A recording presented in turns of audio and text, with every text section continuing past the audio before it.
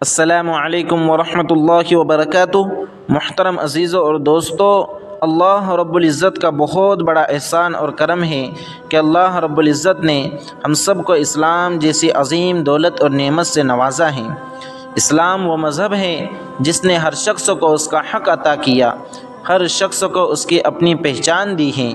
اسلام سے پہلے کوئی کسی کے حق کی رعایت نہیں کرتا تھا، بالخصوص عورتوں کے تعلق سے معاشرے میں بڑی بدعنوانیاں پائی جاتی تھی۔ یورپین ممالک میں عورت کو انسان ہی تصور نہیں کیا جاتا تھا۔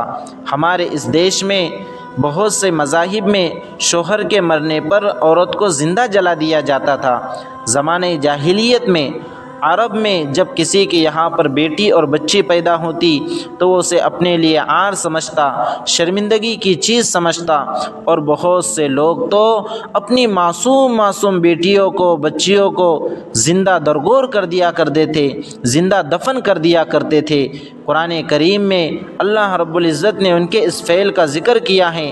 اللہ کا پاک ارشاد ہے، وَإِذَا بُشِّرَ أَحَدُهُم بِالْأُنثَىٰ ظَلَّ وَجْهُهُ مُسْوَدًّا وَهُوَ كَظِيمٌ کہ جب ان میں سے کسی کو بیٹی کی خوشخبری دی جاتی تو اس کا چہرہ سیاہ پڑ جاتا، کالا پڑ جاتا، اور دل ہی دل میں وہ گھٹا کرتا تھا۔ يَتَوَارَىٰ مِنَ الْقَوْمِ مِنْ سُوءِ مَا بُشِّرَ بِهِ اس خوشخبری کو برا سمجھ کر وہ یہ خبر لوگوں سے چھپاتا پھرتا تھا۔ أَيُمْسِكُهُ عَلَىٰ هُونٍ أَمْ يَدُسُّهُ فِي التُّرَابِ کہ یا تو اس ذلت کو برداشت کر کے اس بیٹی کو اپنے پاس رہنے دے یا اسے زمین میں زندہ درگور کر دے، زندہ دفن کر دے۔ میرے عزیزوں اور دوستو، اللہ رب العزت نے اپنے رحم و کرم سے آپ صلی اللہ علیہ وسلم کی بعثت فرمائی۔ آپ صلی اللہ علیہ وسلم نے دنیا والوں کو بتایا کہ عورت کی حیثیت کیا ہے، عورتوں کے حقوق کیا ہیں، ان پر ظلم نہ کیا جائے۔ جو لوگ ان پر ظلم کرتے ہیں ان کا کل قیامت کے دن روز محشر ان کا کیا حشر ہونے والا ہے۔ جن لوگوں نے اپنی بچیوں کو زندہ دفن کیا ہے، کل قیامت کے دن روز محشر اللہ رب العزت ان بچیوں کو ان کے باپوں کے سامنے کھڑا کریں گا۔ وہ بچیاں اپنے باپوں کا دامن تھام کر پوچھیں گی، وَإِذَا الْمَوْءُودَةُ سُئِلَتْ بِأَيِّ ذَنبٍ قُتِلَتْ کہ اے ہمارے ابو، کس جرم میں، کس گناہ میں تم نے ہمیں زندہ دفن کر دیا تھا، زندہ درگور کر دیا تھا، ہماری معصوم زندگیوں کو ہم سے چھین لیا تھا۔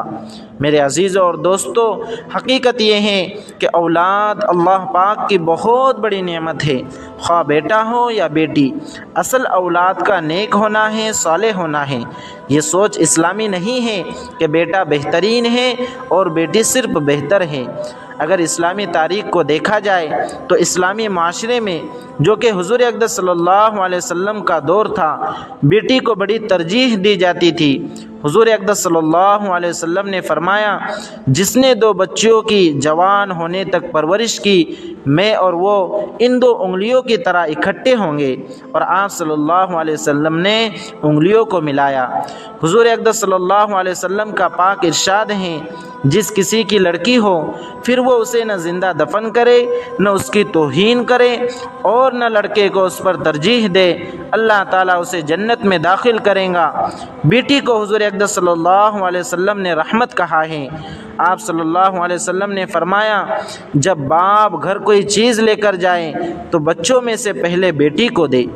حضور صلی اللہ علیہ وسلم کو بھی اپنی بیٹی سے بہت محبت تھی۔ آپ صلی اللہ علیہ وسلم اپنی بیٹی کو آتا ہوا دیکھتے تو پیار میں کھڑے ہو جاتے، ان کی پیشانی چومتے، اپنے پاس بٹھاتے۔ اسلام میں بیٹی کی پرورش اور اسے پالنا یہ زیادہ ثواب کا کام ہے، کیونکہ لڑکے کے پالنے سے آپ کا فائدہ ہوگا، وہ جوان ہو کر کمائیں گا، آپ کو کھلائیں گا، لیکن بیٹی کو آپ نے صرف اللہ کی رضا اور خوشی کی خاطر پالنا ہے۔ صرف اتنا سا عمل باپ اور دوزخ کے درمیان ایک دیوار حائل کر دے گا۔ اس لیے میرے عزیزوں اور دوستو، جن لوگوں کے پاس بھی بیٹیاں ہیں، بچیاں ہیں، وہ اپنی بچیوں کی قدر کریں، ان کے حقوق ادا کرنے کی کوشش کریں، ان کے ساتھ محبت کا برتاؤ کریں، اور اپنے بیٹوں کو اپنی بیٹیوں پر ترجیح نہ دیں۔ اور جو لوگ بھی بے اولاد ہیں یا جن کی صرف بچیاں ہیں وہ اگرچہ جنس کے تعین کے ساتھ دعا کر سکتے ہیں کہ اگر اے اللہ رب العزت ہمارے پاس بیٹیاں ہیں آپ ہمیں بیٹا عطا کرے، لیکن بہتر یہ ہے کہ وہ جنس کی تعین کے ساتھ دعا نہ کرے بلکہ اللہ رب العزت سے یہ دعا مانگے کہ اے اللہ میرے حق میں اگر بیٹا بہتر ہے تو بیٹا عطا فرما، اگر میرے حق میں بیٹی بہتر ہے تو بیٹی عطا فرما، لیکن اے اللہ ہمیں نیک صالح اولاد عطا فرما اور نافرمان اولاد سے ہماری حفاظت فرما۔ اللہ رب العزت سے دعا ہے کہ اللہ رب العزت ہمیں اپنی نعمتوں کی قدردانی کی توفیق عطا فرمائے۔